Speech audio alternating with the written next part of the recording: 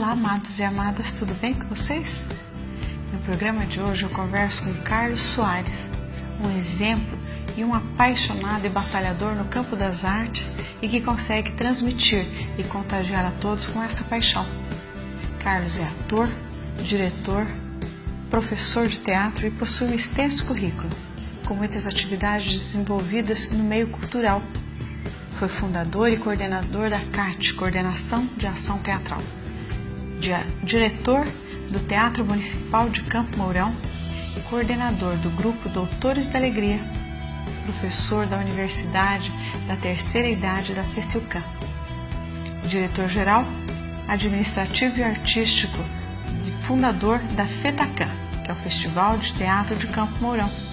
Também diretor administrativo e coordenador-geral e diretor artístico, encenador do ciclo integrado do teatro da região da Concam. Dentre estas e inúmeras outras atividades, eu tenho certeza que você vai gostar de ouvir a história deste verdadeiro artista que é um apaixonado pelo que faz. Sejam bem-vindos, o TPM está apenas começando.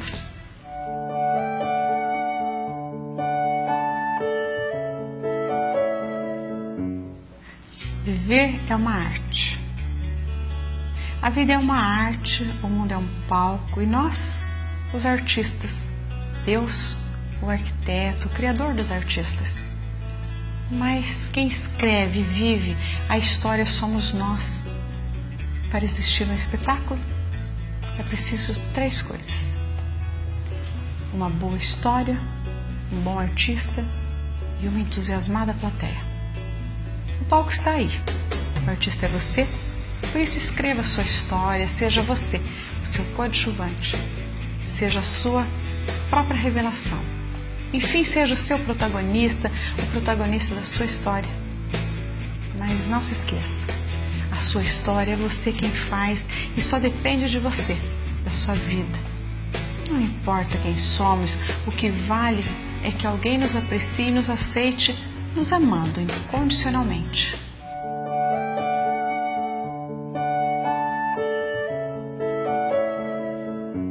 Agora, vamos a um pequeno intervalo e voltamos já com o nosso entrevistado de hoje, Carlos Soares, que é um ator, diretor, professor de teatro e que vai nos contar um pouco sobre as suas experiências no palco.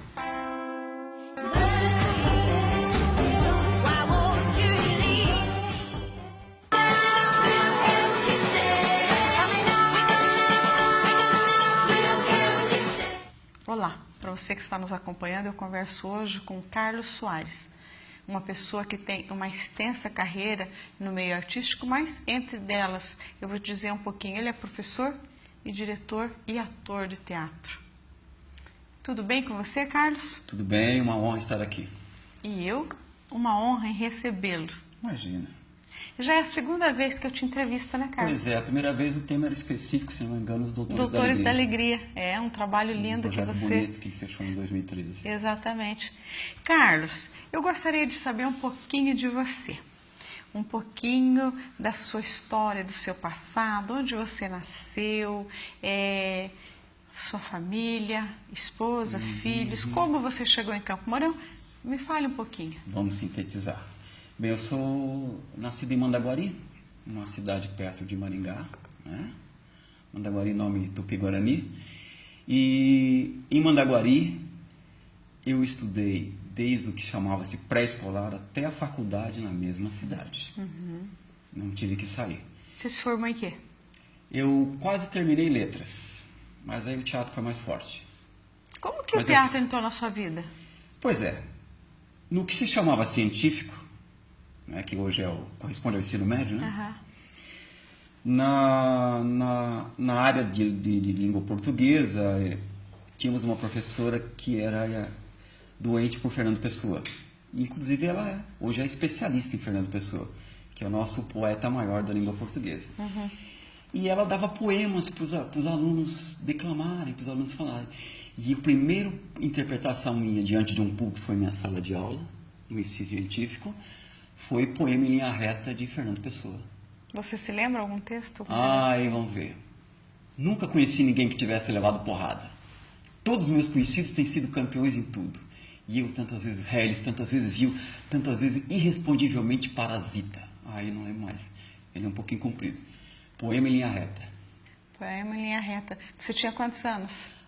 Eu acho que eu tinha uns 15 anos, 14 anos. Você se encantou.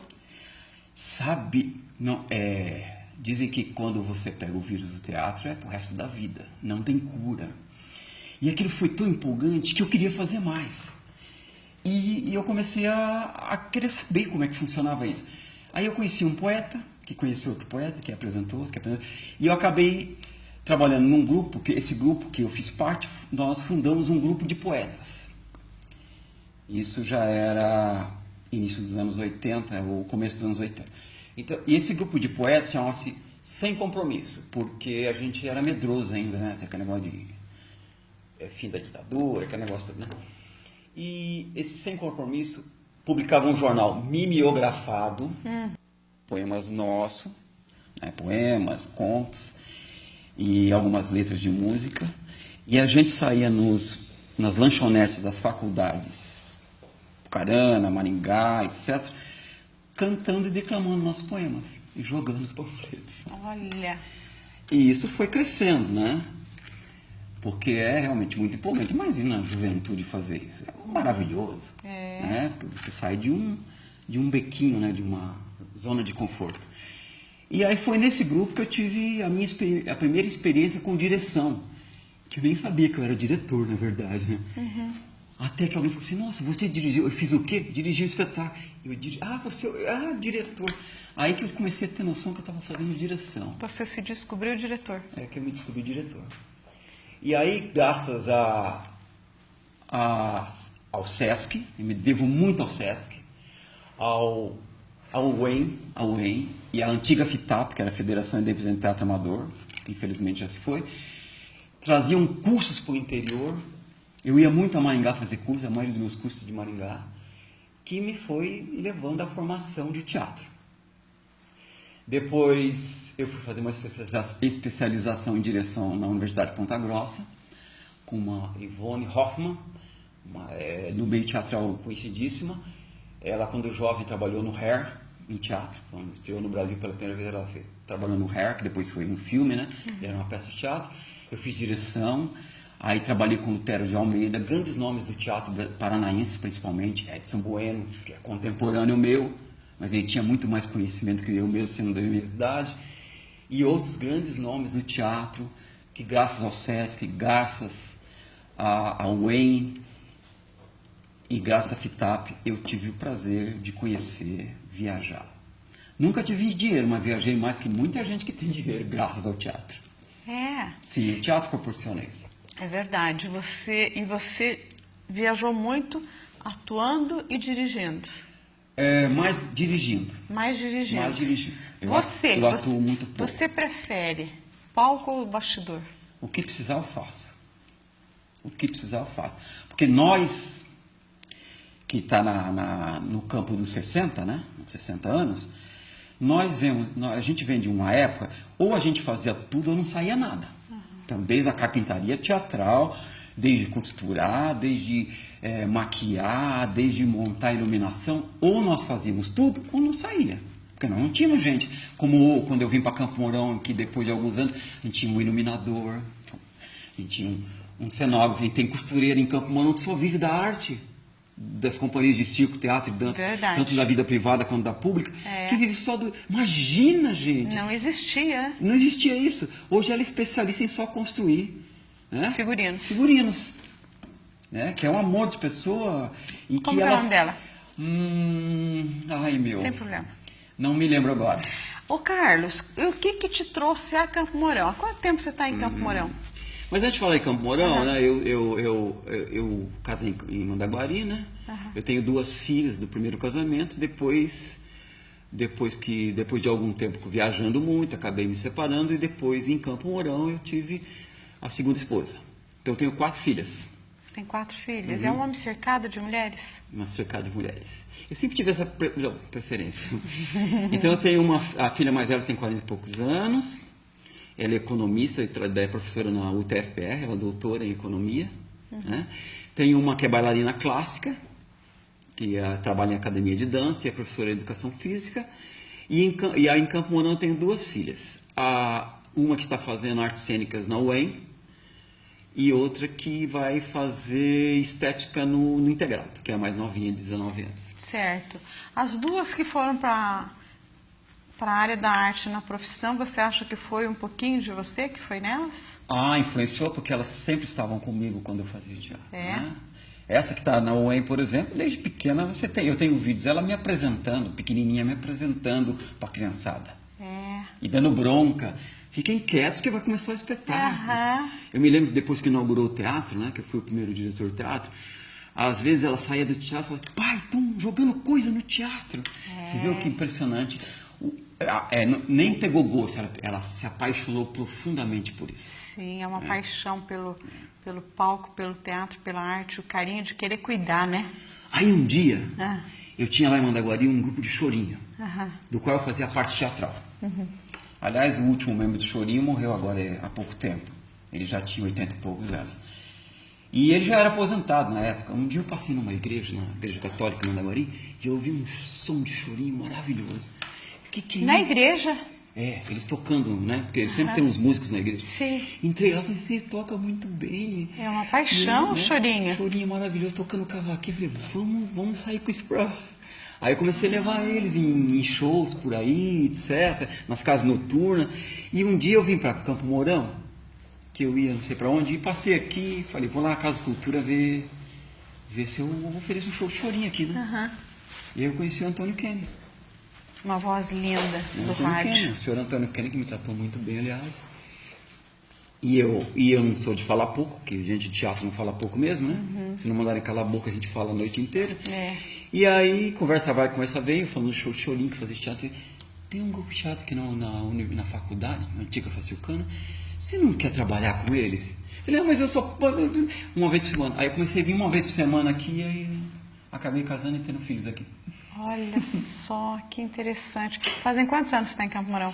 Desde 1988. Faz tempo. E nesse tempo, aqui em Campo Mourão, você foi trabalhar na Facilcam. O primeiro trabalho seu foi lá? Não, foi através da Casa da Cultura, trabalhar com o grupo da Facilcam. Foi a Casa da Cultura que te contratou. Certo. Que me contratou. E eu vinha uma vez por semana. Uma vez por semana. O que você fazia? Fazia só direção. Mas, como eu disse, ou a gente faz mais coisa ou não forma, então eu trabalhava também com a formação do ator, né? Porque ninguém forma ator pra gente no interior. Ou você forma um ator ou não tem ator. Sim. Agora tem a Fundação Cultural, que tem curso, etc. Eu no Unicesumar, né? E a Edilane lá no Soul Art. Então tem várias gente formando, gente de circo, de teatro, escola de circo também, a pública. Então nós temos que formar nossos atores. E eu tive que aprender a formar atores. Que uma coisa é dirigir, uma coisa é formar ator. Né? Aliás, o primeiro prêmio que eu ganhei em festival foi de melhor diretor de ator, não diretor de espetáculo. O que é diretor de ator e diretor de espetáculo? Diretor de espetáculo a gente imagina. Quem é dá a peça o todo, que está né? ido, isso. Agora o diretor de ator, como que é que é? Que é o que forma o ator. É como... você pega essa pessoa crua e vai moldando. Vai moldando essa pessoa ela até ela está atuante no palco. Eu sempre brinco que quando eu dou aula de teatro, eu não faço nada, eu só trabalho através de estratégia para que você traga o ator que tem em você para fora. Porque todos nós somos atores. Está lá guardadinho. No Sócrates, né? Está lá na Grécia Antiga. Todos nós, a gente interpreta todo dia, fazemos vários papéis. Quanto tempo você acha que se demora para formar um ator? Depende dele, de cada caso? Como é que não depende não. Eu acho que na média 300 horas de trabalho, né? Que daí já vai pro palco, já tem espetáculo e tudo, né? Com 100 horas você sai bem e tal, mas eu acho que se você pensar igual faculdade mesmo, precisa de umas 300 horas. Porque você não pode montar só um espetáculo, você não pode fazer só uma linha, porque uma coisa é o comediante, né? Que é até natural dele, né? Que já vem com a pessoa. Agora o ator não, o ator tem que fazer qualquer papel. Às vezes eu recebo aluno e falo assim, eu gosto de fazer comédia. Então você não é ator, você é comediante. Se você quer ser ator, É do drama à comédia. O diretor fala, você vai fazer Maria. Mas eu sou o João, você vai fazer Maria. Então você vai estudar para fazer a Maria. Não importa se é homem ou mulher, entendeu? Velho ou nova, não importa a idade, você vai fazer Maria. Vai ter que trabalhar fazer Maria. Você é ator. A gente vê, por exemplo, o cinema, que é uma linguagem que chega mais na maioria, atores que quando você vê ele, você nem imagina que ele fez aquele papel. E aí a grande arte do artista é isso, né? Essa modificação total. E não tem maior elogio do que quando alguém chega para o ator e fala, não te conheci, não imaginava que era você. É verdade. Então, aqui em Campo Mourão eu comecei a dirigir, mas já trabalhando na formação de ator. E o Antônio que ele teve essa visão, e daí ele me contratou mais dias. Porque lá naquele tempo era seletista, não era estatutário, né? Depois que passou estatutário. Né? Ainda bem que eu passei no concurso. E aí eu trabalhei todo o tempo com formação de ator. E dentro da formação de ator faz parte a montagem de espetáculos, porque o ator tem. E é claro que num grupo de pessoas que você trabalha, você já começa a perceber, mas esse menino é melhor na artes plásticas, esse menino aqui é melhor na direção, olha, ele tem um jeito para dramaturgia, que é, por exemplo, Francisco Pinheiro. Né? A Edilane pode perguntar para ela, um dia chega para ela, vai lá na sala que tem os alunos lá, você vai trabalhar com eles. Não, vai trabalhar sim, porque eu sei que você sabe, vai trabalhar. E hoje ela é uma grande diretora. E ela passou pelas suas mãos. Ela começou quando estava no magistério comigo.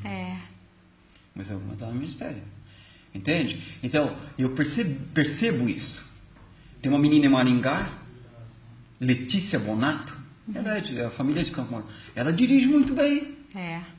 E também foi sua aluna. Foi minha aluna, está dirigindo. O Paulo, que hoje trabalha no teatro, que a gente chama de Paulão, né, que toca guitarra, que é compositor, também um menino que dirige legal, entende?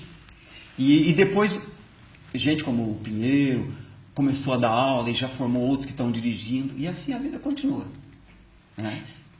Nesse tempo, quando você está atento, acompanhando a evolução de um aluno seu, você vai percebendo a tendência e você vai meio que direcionando no que você acha que ele é melhor, ou de repente você fala assim, não, eu vou insistir nisso aqui. Você consegue, de repente, pegar isso daí e tentar quando eu vejo a verve, melhorar? Quando eu vejo a verve, eu jogo o cara no precipício.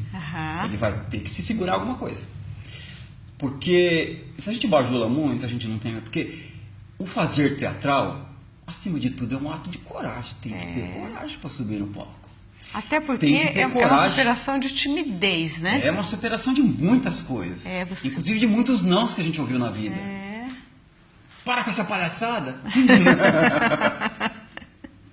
Né? De muitos nãos.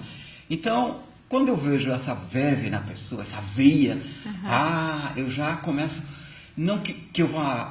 eu já começo... Olha, veja esse vídeo. Veja esse livro aqui vai te dar umas coisas legais. Esse espetáculo é legal. O que você faria se fosse montar ele? Entendeu?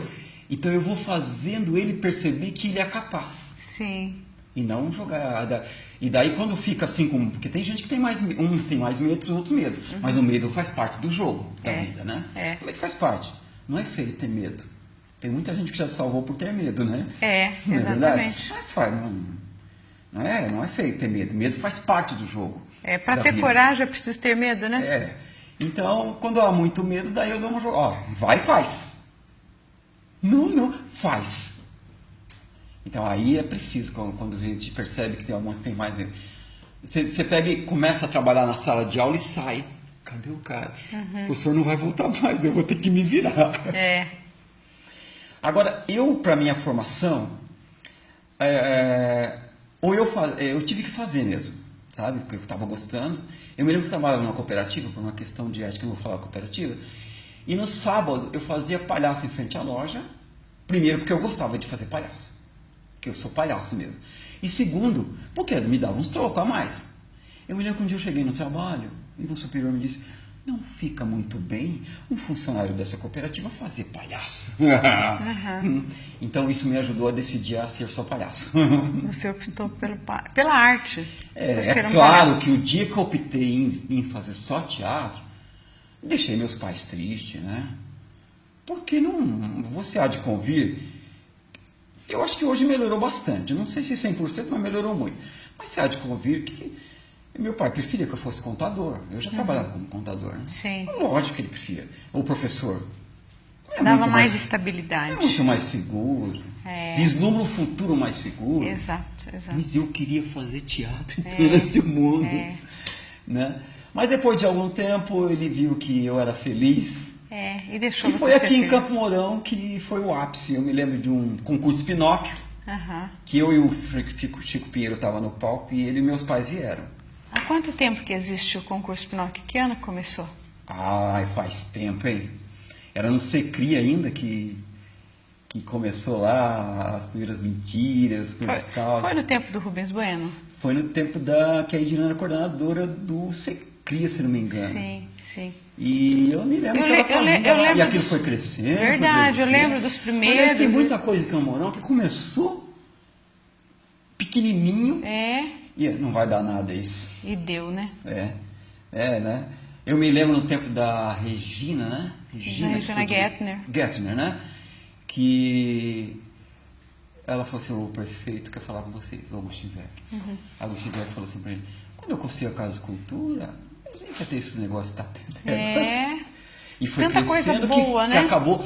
Aqui em Campo Mourão eu posso dizer e brigar por isso, que o teatro foi construído em função de uma ação artística das artes que havia em Campo Mourão e não por uma decisão política. Claro, que depois os políticos entraram porque era um bem público, né? A Regina foi atrás, muita gente foi atrás. E a gente batia tambor na rua para fazer barulho que a gente queria o teatro e tal. Então, mas foi em função de uma ação, não só do teatro, mas das artes cênicas como um todo, teatro, dança, música, tudo isso. A Sônia, lembra da Sônia? A Sônia, maravilhosa. Aquela ópera que ela montou. Muita coisa boa já teve nos palcos de Campo Mourão com pessoas daqui, né? Então, essas coisas fizeram o teatro acontecer. Sim. E depois que o teatro aconteceu, ele não virou um elefante branco como tem em algumas cidades. Sim. Porque a gente tem um movimento artístico que faz ele acontecer. Sim. Seja ele público ou privado, mas faz acontecer. Mas tem. Porque o teatro aqui é de todos. E se não for, a gente briga. É verdade. Não, é algo muito importante para a cidade. A cidade já se acostumou a ter bons espetáculos, ter o que se fazer, né? E eu tive, claro que não foi só a pessoa do Carlos, porque as pessoas que estavam ao meu redor, seriam eles alunos ou não, claro que foram contribuindo, foram crescendo, né? Eu sempre brinco que isso não é meu, né? Que o melhor professor é quando o aluno supera o mestre. Sim. Né? E tem muita gente que já me superou. Eu tenho um aluno que dá aula, que é aluno agora, não é mais aluno, que dá aula de teatro na Secretaria de Cultura do Rio de Janeiro. Que beleza, como que é o nome dele? É menina, não me pergunta. Se eu olhar no Face, eu sei. Eu recebo um recado. Oi, professor, tudo bem? Daí eu jogo um verde, porque eu não gosto de falar que eu não lembro, né? Então, tal ano, etc. Sim, montei tal coisa. Sabe onde eu estou trabalhando, professor?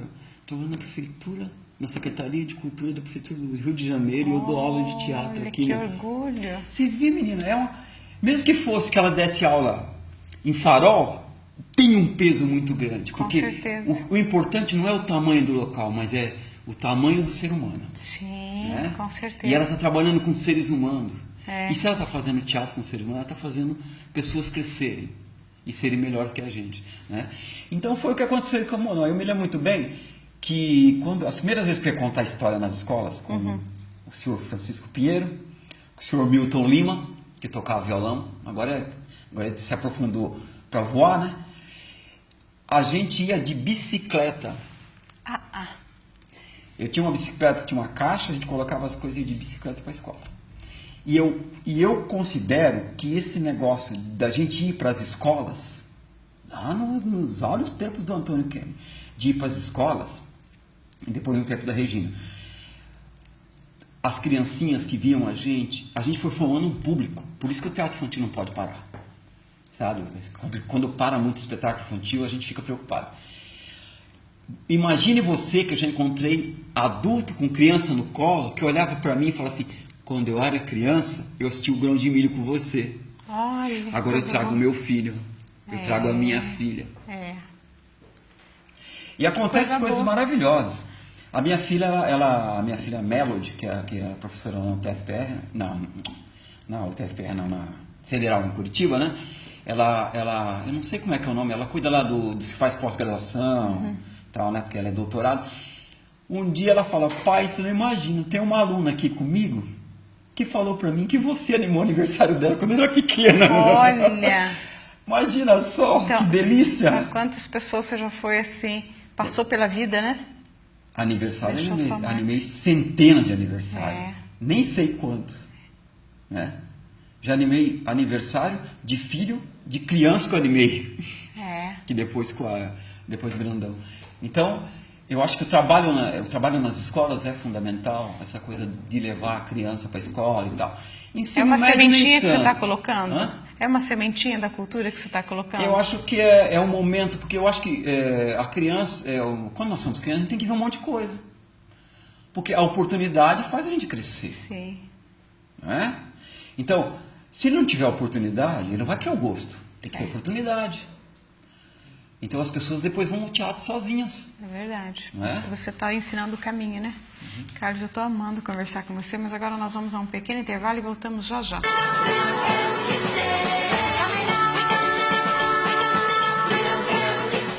Olá, para você que está nos acompanhando, eu continuo conversando com Carlos Soares. Carlos, entre vários trabalhos que você tem, um deles que eu gosto muito e que todo mundo conhece são os Doutores da Alegria. Como é que você formou esse grupo? Como é que você teve essa ideia? E como é que é o trabalho para fazer com que esses palhacinhos se tornem Doutores da Alegria? Pois é, foi uma coisa que eu tive que aprender. Primeiro, eu tinha um projeto da Fundação Cultural que se chamava Cultura Solidária, um negócio assim. Que a senhora Elza, que é aposentada hoje, coordenava, né? Elza de Moraes. E ela falou para mim. E antes disso, eu sempre tinha, mas eu ir de palhaço no hospital, às vezes alguma pessoa me telefonava. Eu falei, eu acho que eu vou prejudicar o paciente, etc. Aí ela insistiu comigo, porque a Elza é uma senhora insistente, ainda bem, era uma colega insistente, e às vezes a gente precisa do cutucão. Eu não cutuco os outros, eu também preciso, às vezes, de um empurrão, né? E eu fui e gostei. E depois comecei a fazer na Santa Casa, né? Quando a Santa Casa mudou para lá, comecei a fazer. Fiz um tempo lá sozinho. Mas você fazia sozinho? Sozinho. Até a Carajás tem algumas mídias que fez. Algumas matérias que fez sobre mim lá. E eu comecei a fazer e aprender a fazer. Aí eu comecei a pesquisar, ver vídeo do pessoal de São Paulo, né? Que tem uns doutores da alegria que são famosos lá, né? Por que eles começaram a fazer? Daí eu soube que um estava nos Estados Unidos, que aí viu lá e veio para cá e começou a fazer. E aí começou a surgir pessoas que queriam fazer. Eu tinha um projeto, não sei se ainda tem na Santa Casa, um projeto de pessoas que ajudam lá dentro, né? São voluntários. E aí eles encaminharam as pessoas que queriam fazer Doutores da Alegria, e eu comecei com os exercícios de teatro, com os fundamentos de teatro, e aquilo que eu aprendi de Doutores da Alegria, eu comecei a trabalhar com um grupo. Primeiro a gente foi para as escolas, ainda não foi para o hospital. Depois a gente foi para a rua e depois que a gente foi para o hospital. Aí, numa primeira etapa, eu conversava muito com as enfermeiras, o pessoal lá, assistente social e tal. Aí eu vi os erros que eu estava fazendo e ia melhorando. Né? Então, eu anotei tudo isso. Aí, depois de 2013, eu tive que parar. Por questões profissionais, eu tive que parar. O grupo continuou até um certo tempo e depois eu acho que parou. Para você formar um grupo como Doutores da Alegria, com quantas pessoas que você tinha ali? Eu acho que eram umas 15 pessoas. Hoje, né? Só tem 4. Eu não sei. Acabaram se dispersando, né? Eu não sei. Mas quanto tempo você demorou para formar todos eles? Foi pouco tempo, acho que foi uns 3 meses. Essas aulas, você ensina o que a eles? Comportamento, maquiagem? Não, o que você primeiro ensina? A gente vai trabalhar a parte da formação do ator, né? Parte da formação do ator. Então a gente vai brincar. Porque nós adultos, claro que tudo tem exceção, a própria exceção tem as suas exceções, nós adultos deixamos de brincar. Né? Então primeiro eu tenho que resgatar essa brincadeira. Então, todo o curso quem começa a fazer curso, vai brincar muito. Então tem que brincar. Porque brincar é uma coisa muito séria. Não tem coisa mais séria do que ver uma criança brincando com uma boneca, seja ela do mais alto custo ou um pano amarrado, ela brinca com uma verdade muito profunda sobre aquilo. Então a gente tem que... O teatro é mentira, mas o público tem que acreditar que é verdade. Então, brincar. Depois a gente vai trabalhar com consciência corporal. Não, a expressão corporal é diferente. Ter consciência do trabalho de corpo. Ter consciência dos seus movimentos de corpo. Depois nós vamos trabalhar com a linguagem do palhaço. Né? A linguagem do palhaço. Porque existe vários tipos. O palhaço do circo tem uma linguagem, o clown tem outra. Então, o palhaço do hospital tem outra linguagem. Então, como é que se aproxima, como é que se afasta. As percepções de que se você não está agradando, tem que tirar o time. Porque lá no hospital não é que nem no palco. Lá se não estiver agradando, tira o time. Você não pode insistir. E aí... vem os laboratórios de rua, os laboratórios de escola, né? Jogar quatro palhaços numa sala de aula de quinta série, o cara tem que se virar. Não é? Quarto ano, quinto ano, né? E aí, claro, depois a gente vai fazer maquiagem, né? Fazer a parte de maquiagem, mas eu sempre convidava alguém para ajudar, porque eu tenho, dentro dos grupos, surgiu muita gente que aprendeu muito com maquiagem, então eu já trazia isso para dar aula de maquiagem para eles, né? Não dá. Tá. Daí eu sei fazer maquiagem. Você tinha um professor para ensinar. Daí eu fazia maquiagem. A Vanusa, por exemplo. A minha filha, a Natália, que agora vai fazer estética, ela maquia muito bem. A Ângela, que trabalha comigo. A maquiagem do teatro é diferente que uma maquiagem. É uma coisa exagerada. Né? Exagerada, né? Porque imagina 4, 5 mil watts de luz na cara. Desaparece. É exagerada mesmo, precisa. Não é uma maquiagem de rua, é uma maquiagem pesada. E o ator tem que aprender a fazer a maquiagem. O especialista vai lá e ensina e depois... Ele que aprende. Ele tem que aprender e se virar nos espetáculos. E aprende. E depois, quando você... E a máscara, isso não é meu, tá? A máscara não é para esconder. A máscara é para libertar.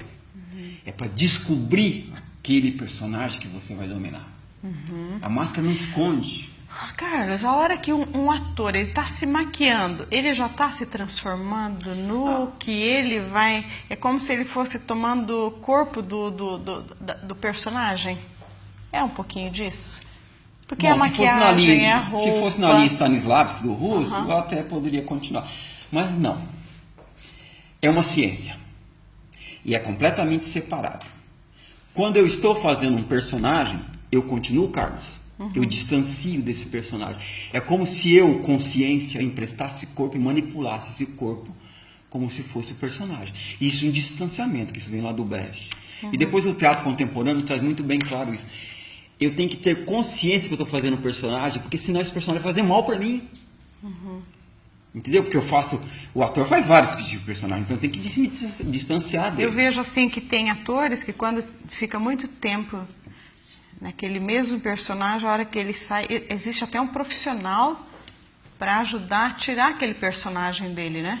Mas quando você trabalha com essa coisa mais materialista, você consegue... Sai do palco, não tem mais personagem, acabou.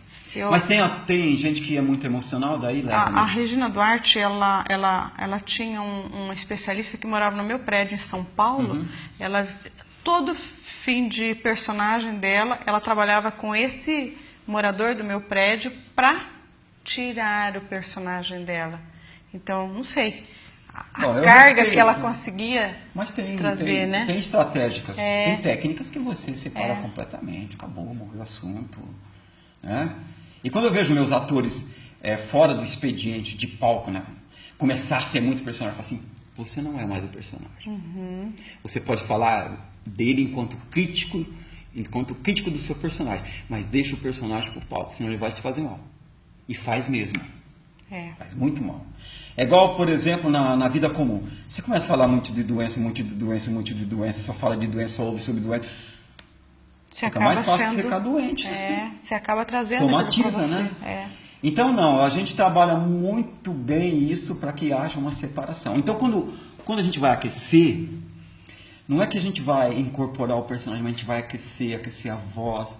E quando você entra no palco, Você domina o personagem. Por exemplo, você diz aos seus alunos quanto tempo que eles têm que estar antes de começar o espetáculo, porque ele tem todo Depende de cada preparativo, né? para... Mas é no mínimo 2 horas. No mínimo 2 horas.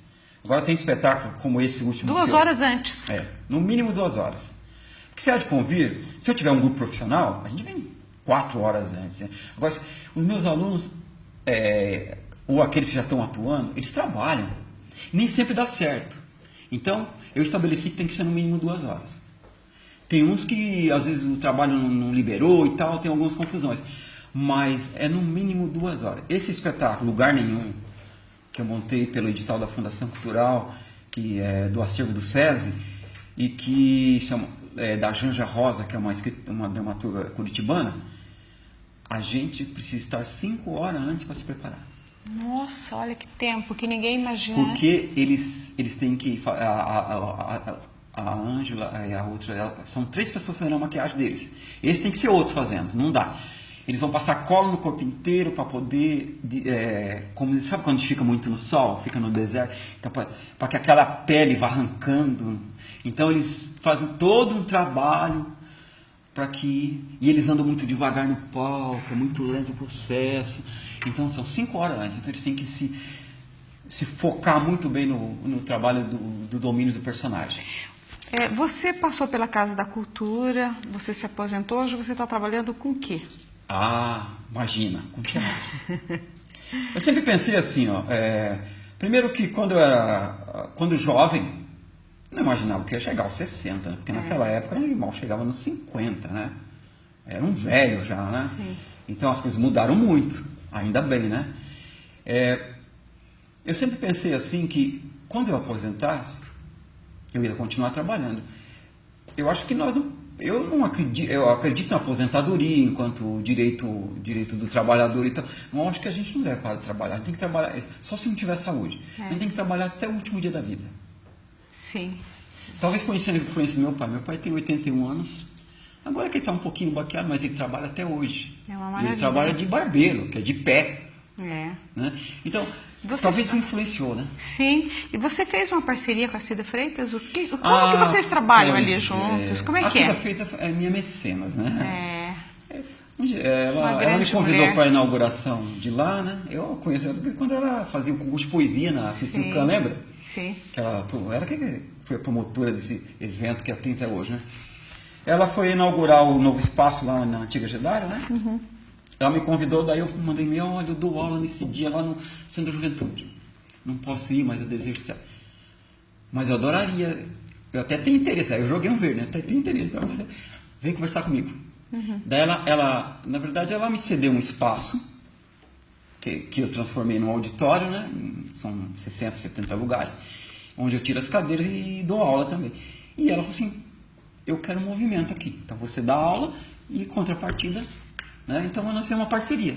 Você já apresentou algumas peças de teatro agora? Lá também. O Lugar Nenhum foi uma delas. E o Ida ao Teatro, que tem uma atriz de 70 anos, né? Quem são os seus atores agora dessas duas peças de teatro? Bom, Oswaldo Bros é um deles. É um deles. Quem mais está? A Umbelina é outra, que ela é aposentada, eu não sei o sobrenome dela. A Umbelina é outra. Ela que é a minha atriz mais experiente.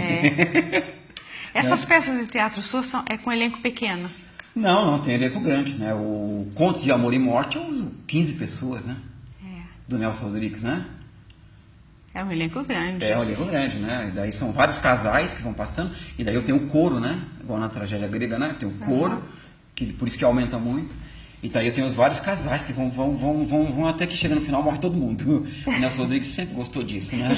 Essa tragédia, né? Ele dizia assim que o ser humano é um caso perdido. Ele sempre foi polêmico, né? Enquanto viveu e até hoje, né? Pois é. Me diz uma coisa, para você trabalhar com o Alto da Compadecida, o Alto da Compadecida não, o Alto da Paixão, você são muitos atores trabalhando, encenando. Quanto tempo você demora para trabalhar com todo esse elenco e qual, assim, é lógico, você dá mais atenção aos principais. Como é que é esse trabalho? Bom, primeiro eu quero dizer... Até porque é tudo ao ar livre. Eu só dirigi uma vez a Paixão de Cristo. Sim, mas você tem essa experiência. Tenho. Eu já fiz coisas grandes.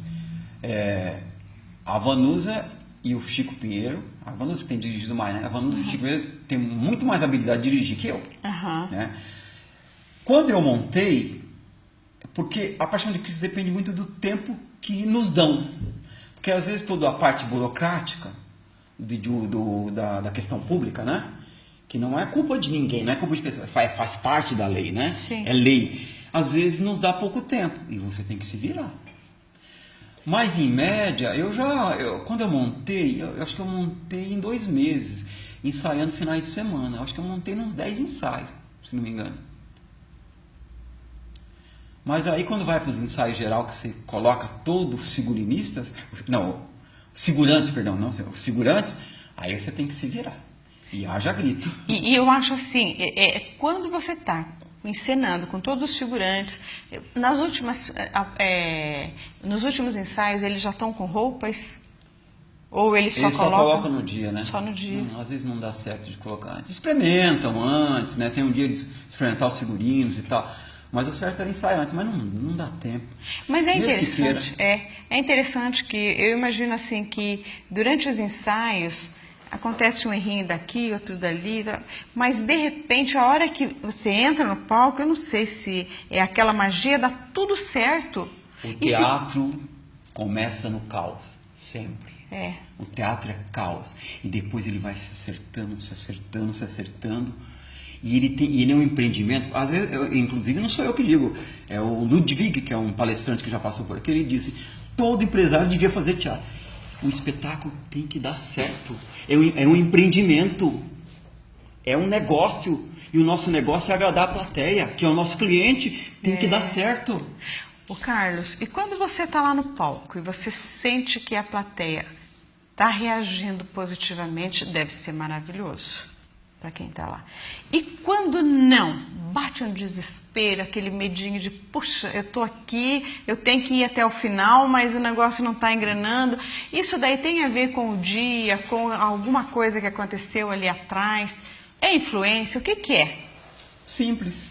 Teatro orgânico. É aqui e agora.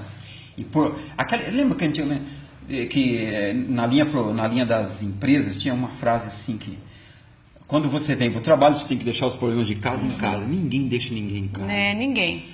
Tudo faz parte do todo em qualquer momento da sua vida. Sim. Você pode, no máximo, se distanciar, mas não dá.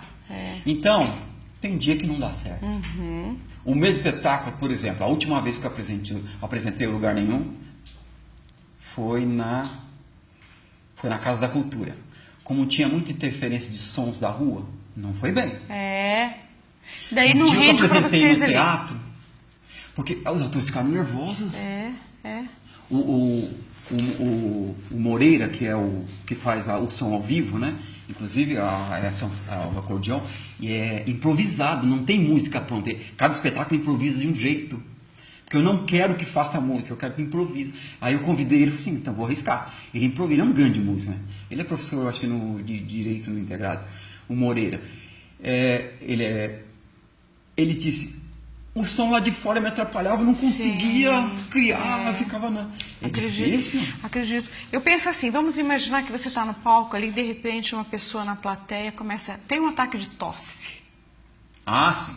Aí, os atores mais experientes, sabe, trabalhar com isso, ele dá um distanciamento, ele trabalha com movimento sem a palavra, né? Se for uma comédia, um chato, eu já vi isso no teatro aqui, o ator parou, foi lá e desceu na plateia, entende? E daí vai lá, o cara estava, acho que procurando celular, ou carteira, não sei, foi lá e ajudou a procurar. Entendeu? Aí é muito interessante. Quando tem alguém atrapalhando, já aconteceu Você acaba interagindo com a plateia. Uma vez em Rolândia, fiz um espetáculo lá com um grupo daqui, tinha uma plateia, tinha uns caras na plateia atrapalhando, eu briguei com os caras no meio do espetáculo. Me enfrentei, subi em cima da carteira dele, declamei o poema cuspindo na cara dele. Então, a gente é doido. Podia ter apanhado, São né? umas loucuras, né, que acontecem. Mas acontece interferências. Quando você foi professor na FECILCAN de teatro, você foi na terceira Terceira idade. Na terceira idade. Ah, Você sim. dava aula de interpretação? Não, eu não cheguei, porque eu tinha que aprender a fazer. Não deu tempo de aprender a fazer. O que eu fazia é o seguinte, eu trabalhava algumas brincadeiras e resgatava, porque eles contam boas histórias. E eu comecei a resgatar histórias, né? Então eu ouvia muita história deles. E eu trabalhava dentro de um limite que eu entendia que era o limite deles, né? Agora, quando os alunos, seja da terceira idade ou jovem, que eu tenho alunos de 8 anos até 70, né? Então, quando o aluno, que nem essa senhora de 70 anos, ela vem para o curso, ela vem porque ela quis, daí fica mais fácil de formar o ator. Eu tenho uma vantagem sobre o professor da sala de aula. É muito mais difícil dar aula numa escola de ensino fundamental, do ensino formal, do que ensinar teatro. Porque os alunos vêm porque querem. É uma opção, né? E só ficam se gostarem. Então, eu não posso... Eu jamais faço crítica a um professor de sala de aula, porque para mim é muito mais fácil. Eles vêm porque querem e só ficam se gostarem. Né? O Carlos, durante toda a sua vida você comentou que você atuou em várias áreas, você conheceu muitas pessoas, você já teve vontade de tentar uma cidade grande, ou você já viu alguém do seu lado que falou assim, não, eu vou... E foi. Aconteceu? E foi, não, tem gente que não, tem alguns companheiros meus que foram. Olha, eu acho que eu nunca pensei, porque eu tive filho com 16 anos. Sim, você foi pai muito novo. Acho que não deu tempo de pensar nisso. Acho que não deu tempo por isso. Mas eu tenho mais a veia do professor. É do professor que forma o ator. Sabe? Tenho mais. E depois pela minha formação de linha marxista, nunca pensei em televisão. Sempre fui enjoado com televisão, novela. Geralmente aquele apaixonado pelo teatro, ele não gosta da televisão, né? Tem aquele que faz os dois. E tem aquele que faz a TV porque ajuda a vender a imagem dele quando ele sai viajando com o teatro. Eu respeito todo mundo. Eu acho que... Porque a nossa profissão, ela foi reconhecida nos anos 70, lugar, né? Gente. É muito cedo. Muito nova, né? Antes disso, você lembra desse Gonçalo contando? Tinha que ter carteirinha de outra coisa para poder trabalhar na noite, né? Verdade. Olha só que dificuldade. O artista. Quer dizer, a arte. Ela é milenária e ao mesmo tempo. E a arte na vida do ser humano. Se você analisar, a arte é inútil. A arte não tem utilidade nenhuma. Por isso que é bela. Porque a partir do momento que a arte é útil, ela não é mais arte. Sabe? Quando ela vai para o banco escolar, ela deixa de ser arte. Sim. Então eu acho assim, que quando tem alguns projetos que querem colocar as crianças, professores, para ensinar teatro para as crianças. Então, usa esse dinheiro para trazer espetáculo para essas crianças. Eles precisam ver, é a hora de ler. Porque o espetáculo de teatro é uma leitura. Sim. Uma leitura viva. É hora de ler. Então eles vão... qual que é a idade ideal para fazer teatro? Não. Os estudiosos dizem que é 16 anos. Mas dá para trabalhar com criança. Mas não que elas vão ser atores ou atrizes. Mas que é bom para a formação deles, Sim. Agora, quem for trabalhar com criança tem que ter uma visão pedagógica muito ampla. Eu não sou pedagogo, mas eu sempre procuro pedagogo quando tem dificuldade. Eu fiz alguns cursos pequenos na área de pedagogia, porque eu tenho medo. Porque estou trabalhando com gente que está crescendo. É muito delicado isso. É uma responsabilidade muito grande. Ela está numa fase de formação. Então, ainda, né? eu tenho um grupo que já está há alguns anos comigo, que é de criança. Então, agora vai ter 10, 11, 12, 13, 14. É uma graça quando você vê eles nos espetáculos.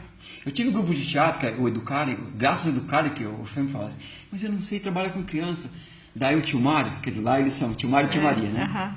Eu não sei se ele... O tio Mário vai falar assim, então a tia Maria fala assim, porque a tia Maria é pedagoga, vem aqui e faz um laboratório. Se for assim eu venho. Daí eu fiz um laboratório e aprendi, né? Aí eu aprendi a lidar com criança. A gente chegou a viajar com o grupo, chegava nos lugares... Os meus alunos, eu tenho vídeo e fotos para provar isso. Eles se maquiavam sozinhos. Olha que graça. Um ajudava o outro na roupa e tal, sabe? montava o cenário.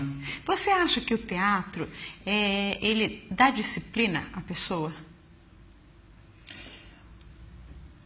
Sim, porque o teatro a gente pensa que é uma farra, mas não é não. Se não tiver disciplina, não acontece. Tem que ser levado a sério, né? Mas acima da disciplina, ele dá alegria de viver, seja você quem for ou como é. Uhum. O teatro não pergunta se é bonito ou feio, se é magro ou gordo, se você tem alguma deficiência mental, se você usa cadeira de rodas, se você é esbelto. Ele não pergunta isso. Mas se você entrar, ou você se apaixona por ele, ou ele expulsa você. Nunca mandei um aluno embora. O próprio teatro manda. Só fica quem se apaixona mesmo. Uhum. Não dá para fazer por prazer. Uhum. Eu não vou fazer teatro para mim, porque deve ser interessante. Agora, tem gente que entra, como já aconteceu até no Centro de Juventude, tive uma aluna, que a psicóloga falou, pai, procura tal professor, procura o Carlos, fala para ele aceitar essa menina que eu acho que vai ser interessante para ela. E não é que é mesmo. Só que eu não mudei a forma de trabalhar com os outros. Só que eu trabalhei... A única coisa que é diferente é que eu tenho que fazer o grupo, que eu já tenho, a se socializar com essa pessoa. Uhum. E aí essa pessoa vai se inteirando, vai abraçando, vai crescendo. E não importa quanto que ele cresceu, se é pouco, muito, mas ele cresceu. Teve evolução. E daí a psicóloga passa... Nossa, como ela está diferente. Percebe que houve uma mudança. Eu percebo assim, pelo que eu leio, quantas pessoas entraram para o teatro por causa da timidez, né? Uhum. E começa a trabalhar isso quando vê que se solta. Assim. E o que ele fez? Ele não acabou com a timidez, ele aprendeu a dominar a timidez. Exatamente, ele continua tímido, mas só que ele enfrenta ela. Claro que na minha vida teve alguns casos que eu não consegui. Mas ninguém acerta tudo na vida. Ô Carlos, o que você acha mais fácil? Ser um ator para drama ou para comédia? Eu insisto para você. Se você é ator, você vai ter que fazer o drama, a tragédia e a comédia.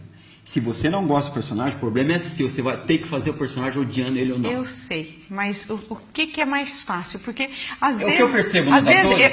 Eu já vi assim, pessoas falando assim, a comédia é mais fácil. Você vai lá, fica brincando... Exatamente. E já vi pessoas falando que não. Que a comédia tem uma resposta rápida. Exatamente. E aí se o público não ri? Mas eu quero saber a sua opinião. A minha opinião é a seguinte, a maioria dos atores, incluindo eu, gosta mais do drama e da tragédia. E desculpe, mesmo que os que nos ouvirem não concordem, o público gosta mais da tragédia. Porque como diz o Zé Celso Martinez, a vida é trágica, nós estamos aqui daqui um segundo. A vida é trágica, a vida não é uma comédia. E nem um drama, a vida é trágica mesmo. E não tem jeito de escapar disso. Nós já nascemos e a primeira vez que a gente tem noção de vida, a gente sabe que vai morrer. É a única certeza que a gente tem na vida. Então, a gente percebe que quando a gente apresenta... Se fosse assim, Romeu e Julieta não tinha sobrevivido. Sim. Hamlet não teria sobrevivido.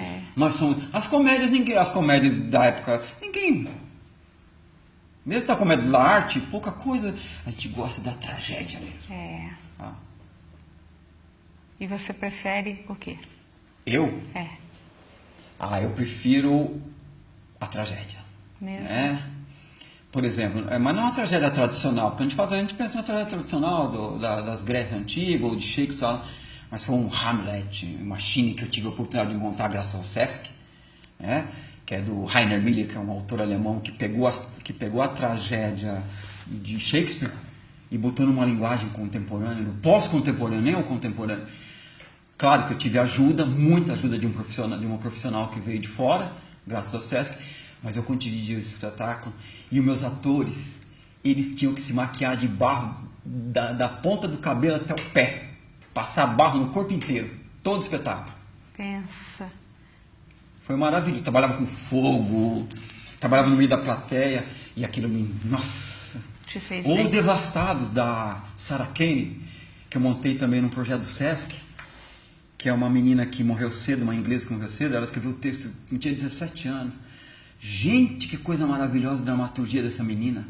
E a gente tem dramaturgos aqui no Paraná que são maravilhosos. Então, ultimamente eu tenho procurado muito dramaturgos novos. Que beleza.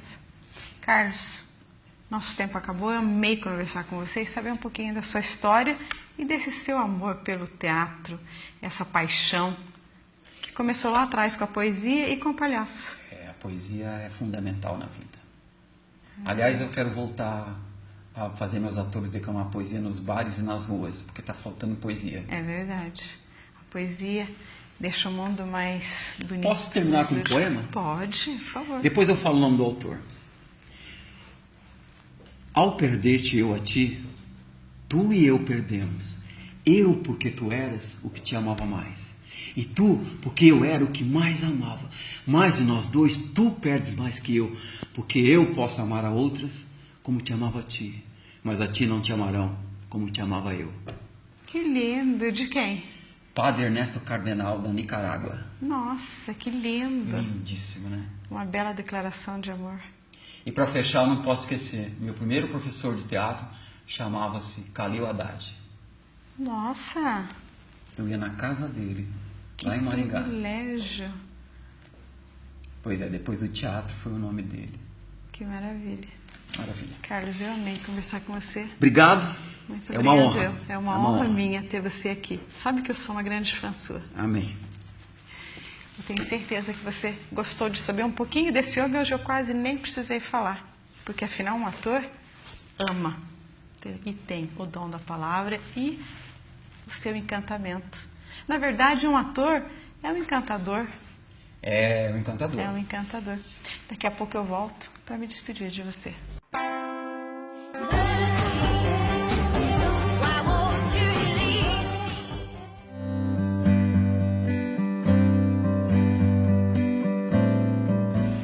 Dance a tua vida. Faça um palco da tua vida. Monte um espetáculo das tuas lembranças e comece a dançar. A dançar no silêncio. Continue dançando. Em cima das tuas lágrimas. Até pelo amor. Aquele amor que te fugiu. Mas dance. Dance sozinho. Aos passos dos teus dissabores. Faça um gesto. Invente um passo. Dance, dance conforme a música que se encontra dentro de você. Dance. Dance agora. Dance a tua liberdade, dance a tua loucura, dance a tua vida. Sei que a cada dia você pode inventar uma nova canção e a cada dia você pode se levantar sozinho e dançar. Faça da tua vida uma dança sobre as luzes imaginárias do brilho intenso, com o mesmo brilho do sol que você pensa não existir.